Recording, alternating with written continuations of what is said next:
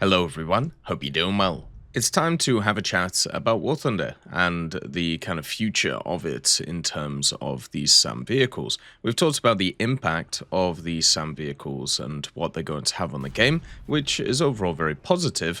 But what we haven't done is we haven't talked about the nations that won't be getting SAMs in the next major update and what they may get in the future, and also talk about some statements from some of the devs on what's going to happen. So just to give you a quick recap, America is getting the clause system, the Germans are getting the IRIS-T SLM, then Japan is getting the tan-samkai, China is getting the CS SA5, and then Sweden is getting the Elder 98, with Israel also getting the Spider AIO. So this actually leaves Russia, Britain, Italy, and France with no new SAM system or no new AA. So I thought in this video, we'll talk about some of the options that could easily come for these nations and what will happen in the future.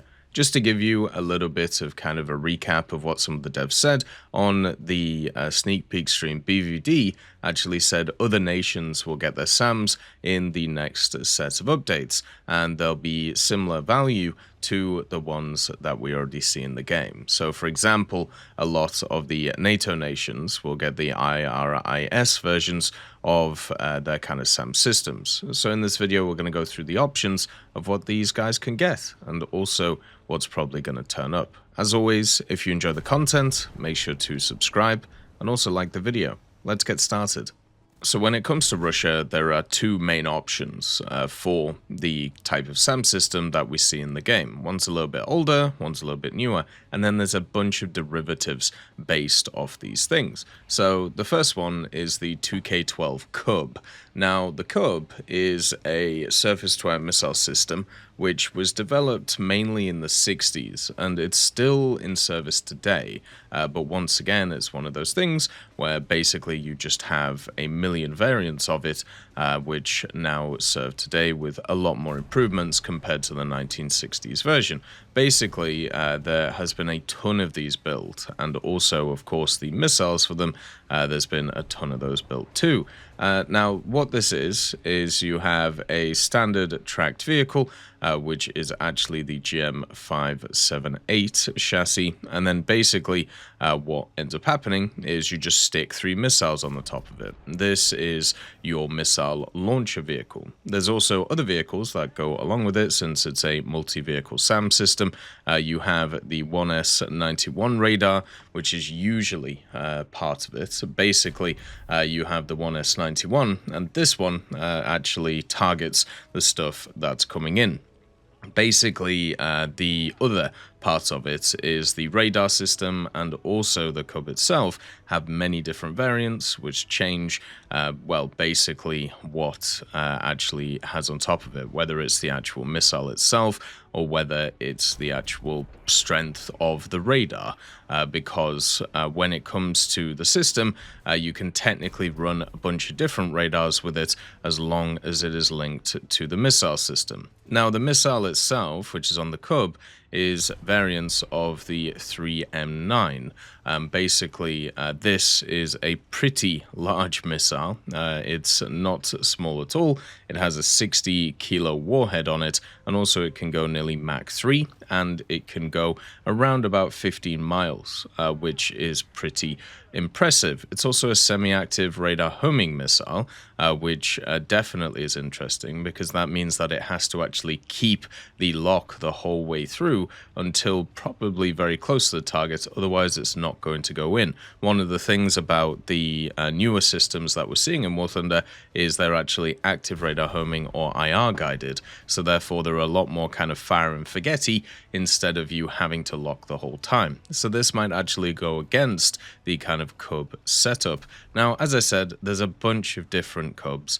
Mainly the difference is the missiles on them, and also other stuff which is kind of turning up. So don't be surprised if you see more of the type of variants that are around. But I think in general, this one would be a good fit, but I think the other Russian vehicle is going to make more sense if we compare it to the ones that are coming to the game. The one that would make the most sense for Russia in comparison to the other ones they're bringing in for other nations is the book, or the book system. Basically, this is the 9K37, and it is very much similar to what you'll see coming in, such as the IRIS, variant for Germany, and then also others. Basically, this is kind of the same system. It's a multi-vehicle setup. Usually you have like a command vehicle, you have the radar vehicle, and then you actually have the launchers and radars too. So this one is pretty kind of comparable to those ones. It's something that's been in service for like 40 or 50 years, and it kind of has that medium range SAM system setup. So you have like the longer range stuff, which is obviously the S series of things. If you've ever heard like S300, S400, these are kind of the long range SAM systems that are designed to engage stuff from miles away. And then you have stuff like the Tor and the Panzer, which is basically the more shorter range stuff, or kind of point defense stuff. And then you have the Book, which is kind of in the middle.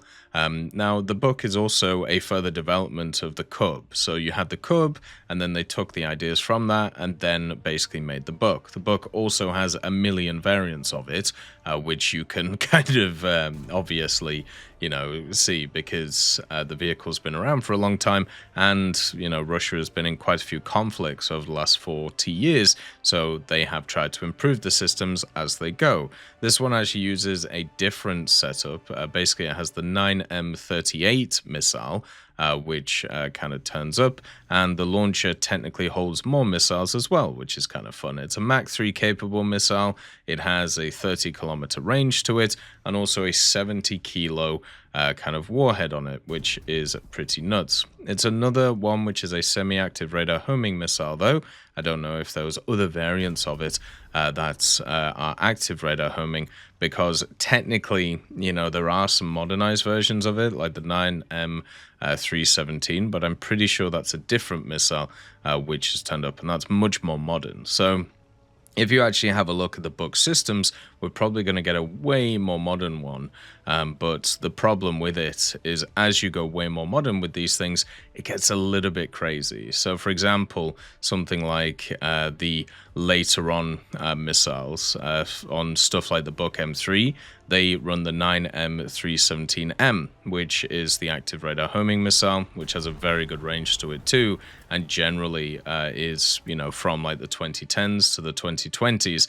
This has way more missiles in its kind of like standard setup, and also the range of it is up to 70K. So you can see it's quite a large difference. So the problem that the Russians have in terms of these types of things is either you're going to get like a system which is just better than everything else because it has longer range and also kind of the same capabilities in terms of the actual homing setup, or you're going to get one which is slightly worse because it's going to be semi-actives, and also they're going to basically have like the same kind of distance. Also at the same time, you have the actual general stuff. You have the Book itself, and then you have many different variants that can carry different amounts of missiles. So you can have ones which have more than 4, you can have some which have 4, and then also you have the radar vehicles too, which are about the place. You also have some pretty cool like modernizations of it, which we might see, such as like the M1s and the M2s, and then also the M3s, but who knows at the end of the day. It's also a system which basically is used by a ton of different people, so it isn't just something that could come in for Russia. Also, Finland used a kind of variant of it, which is pretty fun. And then also even other nations had it too and still use it today, such as India. So technically Britain could get a version of the Book. For Britain, there is a very obvious choice, and it is the Sky Sabre. The Sky Sabre is basically the successor to the Rapier, which we have in the game, and it's quite a hell of a successor, if we're honest. It's another one of the multi-vehicle systems. If you look at it, you probably think it looks like the German IRIS system, and it does, but it has many different components. Basically, you have the Giraffe Agile Multibeam 3D Medium Range Surveillance Radar. This is obviously on the radar vehicle. This gives it a 120-kilometer range, which is a little bit further than some of the other systems. But once again, when you're looking at these things, a lot of nations have very limited choice in terms of what they can set up. There's also the command and control portion of the multi-vehicle setup, which basically means that it is just attached to everything. The good old MOD actually has a really interesting page on it where it just goes through some very simple information and then also shows some pretty cool pictures of it. So it's always worth having a look at. But technically, this thing can intercept 24 separate targets at the same time after firing its 24 missiles if it's fully set up.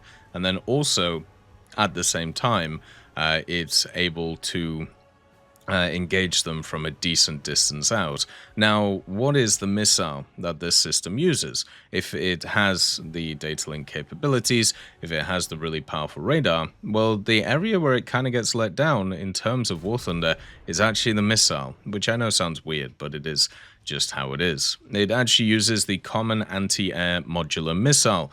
Now, this is a terrible name for a missile, and I hope we go back to I hope we go back to the times of actually naming stuff in a much better way. But basically, this is the standard one that is used by kind of the British forces, and then also is used by the Royal New Zealand Navy and also the Chilean good old Navy too. So basically, this is mainly used by the Royal Navy, but it is also used on this SAM system. There are different versions of it. The standard version goes 25 kilometers. The extended range version goes 45 kilometers, and then the MR version goes 100 kilometers. Now, this this missile has active radar homing seeker head, so very similar to what you see in the past, and it's mainly used by the actual Royal Navy. So they're the guys who have them on a lot of their kind of destroyers or frigates, whatever you want to call them nowadays. They're very different to the ones that we actually have in the general setup. But yeah, it's basically mainly a naval missile, but it's also used on this system to keep it going. So generally, I think that's actually pretty cool. They also call it the Land Scepter version, which I think is funny because you also have the Sea Scepter version. But yeah, it's a slam dunk when it comes to what it's going to be. It has to be this one. So when it comes to Italy and France, they actually have a joint project that both of them could get, and it is, of course, the Aster SAMP/TNG, because we're not allowed some fun names anymore. Basically, what this is a multi-vehicle setup, which is incredibly modern. It is in service, or at least has been confirmed that people are buying it, and it's based around the Aster missile. This is a Franco-Italian family of all-weather vertically launched surface-to-air missiles. It's another set of missiles which is used on ships, but also used on the system, so very similar to the British missiles which are being used. And also the thing about the Aster is there's a bunch of different versions of it. So you have the Aster 15, which is the kind of standard one. This one goes around about 30 to 40 kilometers, and then also you have the Aster 30s, which go further in terms of their distance they're able to do, such as 120 kilometers and 150 kilometers. So they're kind of off the table. The 15 also is a Mach 3 missile, so similar to the Russian one, and also you have the massive launchers, which it can be kind of sat on. Now, the Aster 30 has been used by Eurosam in mobile SAM systems, so this is where it is a bit of a problem, right? Like, the ground kind of SAM systems don't actually use the 15, they use the 30s. So if Guardian wants to try and keep them comparable, they're going to have to do a bit of fakery in order to bring it in. Otherwise, first of all, it will just be crazy overpowered, but also people will just kind of, they'll just kind of complain that you won't really be able to do anything. But basically, what this system is a set of launchers with the crazy modern missile, and then also, at the same time, it has a radar attached to it in a radar vehicle, which is an AESA radar. which is something that generally you don't see, at least from the ground. But the thing is, these things are so modern, they are technically being delivered this year. So this is an incredibly modern concept. And when it comes to Gaijin, you know, they have actually added in, you know, vehicles before which haven't even been in service yet. You know, stuff like the 2S38, even the TAM2C, the Leopard 2PL was another one. So there's no reason why this wouldn't come in. The problem is the missile has a hell of a range, and also trying to find certain information on it may be a bit of a problem. But this would be a good way of kind of bringing in certain ideas to those nations and keeping them semi-balanced compared to everybody else. So let me know what you guys would like to see when it comes to the SAMs. I think obviously this is a big step for War Thunder in terms of what they're doing, and it would be nice to see all nations get them. And the devs have confirmed that's going to happen, so we'll probably see them next update. As always, I hope you have a wonderful day, and I'll see you next time. I'd just like to thank GMG Smiley, CD Beans, Chieftain Mike, EMN3 Galaxy, Tulio Pontecorvo, Brendan Quinn, Carrion Crow, Gus Irenicus, Pyman, Warthunder, Teddy, Daniel Stanton, Martinez, B. Young, Ozzy Panzer, Alan Hacker, Liam Shear, Opium Prime, Lafouche, Sem Aslan, Uncle Bean, and Derek R. for supporting the channel.